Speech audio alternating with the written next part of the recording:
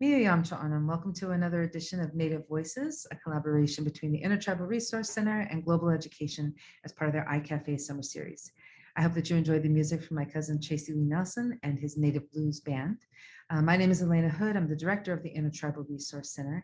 And over the past couple of weeks, we've been sharing with you a little bit about different Native voices throughout the country and their cultures and traditions and things like that. And today, Corinne, our coordinator of the ITRC, and myself wanted to share a little bit about our own tribal backgrounds with you. So I am absentee Shawnee and Choctaw on my mother's side, which are both from Oklahoma. And on my father's side, I am from the Palma Band of Luiseño Indians. And today I wanted to talk a little bit about the Luiseño tribe. I'm going to start with a short video that's going to give you an introduction to the history of the Luiseño people. Enjoy. The Luiseño Indians settled the Southern California region over 10,000 years ago and comprised over 100,000 inhabitants. Little is known of this people before their first contact with the Spanish. However, what is known is they were numerous, self-sufficient, and an intelligent people with an extensive farming system. The mission of San Luis Rey was founded in 1798, forcing this group of Indian people into slavery and naming them San Luiseños or Luiseños.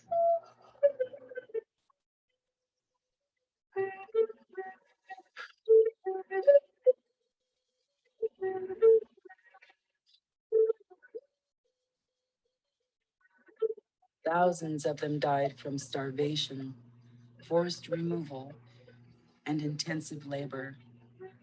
This drove the tribe to near extinction.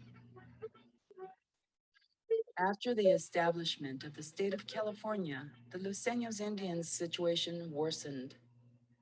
In 1875, the Luiseño Indians were removed to their present-day locations, spread throughout Southern California.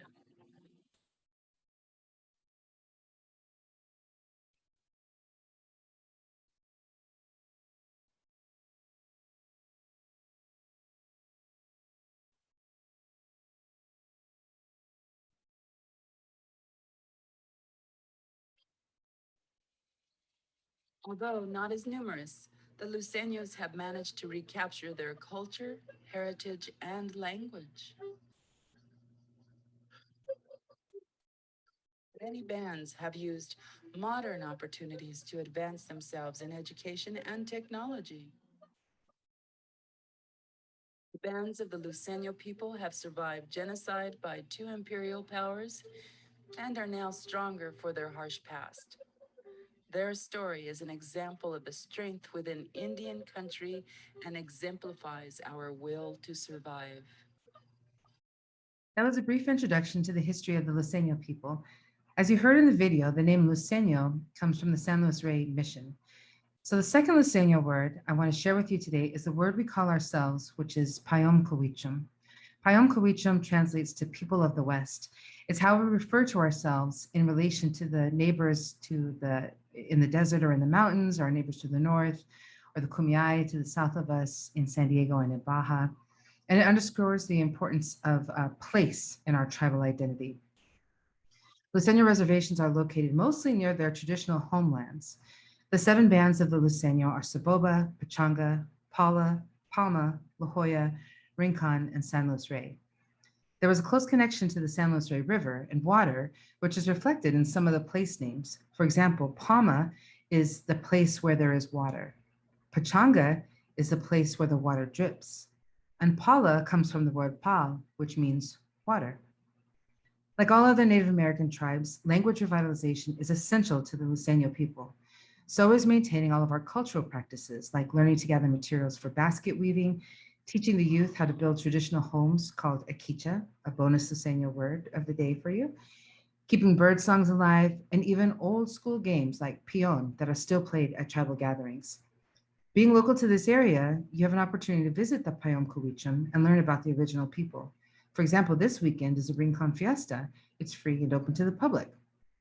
But never forget that the Payom Cowichum are contemporary people too. We're doctors and lawyers and teachers and politicians with our own tribal governments, schools, and economic enterprises. That's a little introduction to the Luiseño people. And the last word that I want to leave you with today, or the last phrase in Luiseño that I want to share with you, is to say Noshun Lovik, which is our way of saying thank you. Noshun Lovik translates to Noshun means my heart, and Lovik is a verb, it's an action word that means is good. So to say thank you, we say my heart is good. So thank you for listening, and we hope you join us for next week's Native Voices. Thank you, Elena, for sharing a little bit about the history of your people. And today I'd like to share a little about mine. I'm Kurt Hensley Delafield, and I belong to the Catawba people of the Carolinas, and I'm the coordinator for the Intertribal Resource Center. And I'd like to share a video with you today talking about a little of our culture and our history. We're the only federally recognized tribe in the state of South Carolina. We've been here over 6,000 years in the Piedmont region, spreading one time from Georgia all the way up to parts of Virginia and West Virginia. Today, our reservation is about 3,000 acres, give or take. Our main tradition that has been passed down for the 6,000 years that we've been here is pottery. We still make it today. All the clay is derived from the river here. We refer to ourselves as the Yeaswa, which translated means the people of the river. There's actually not a name in the Siouan language for Catawba, but there's not a definition of it in our language. So it's just another name that was given to us by people that traveled through the area. Our tribe offered protection to a lot of people that settled in the area against other warring tribes because not everyone was friendly with the European people, unfortunately. But from first contact, we were always on the side of the British and the Europeans because I guess we just had this interest in them and wanted to just be peaceful people. So I think that's really important, you know, because without our impact here at one time, then we wouldn't have been able to establish a state. We were able to teach some of the people about growing and planting different things and using the river as a resource as well. The main thing I really want people to take away from here is that we do still exist. You would be surprised the number of people who come to the reservation who never even knew South Carolina had a reservation.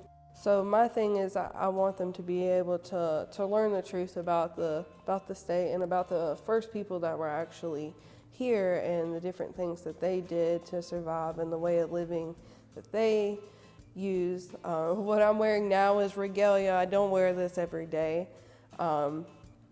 It's something that we just wear for ceremonial purposes. At one time we would have dressed in regalia all the time, but after contact, we've come into the modern world. We live in modern times. So I just want people to know that, you know, we're still here. We are modern people, but we still have held on to our rich culture, just so that we can teach everyone about the native aspect of life, you know, and the importance of nature and all the different aspects of life that go into living a holistic life, you know. It wasn't until 1993 that we gained this federal status back. We were recognized at one time in the 1950s and it was taken away. And so we're really proud of it. It's something that we've really fought hard to keep.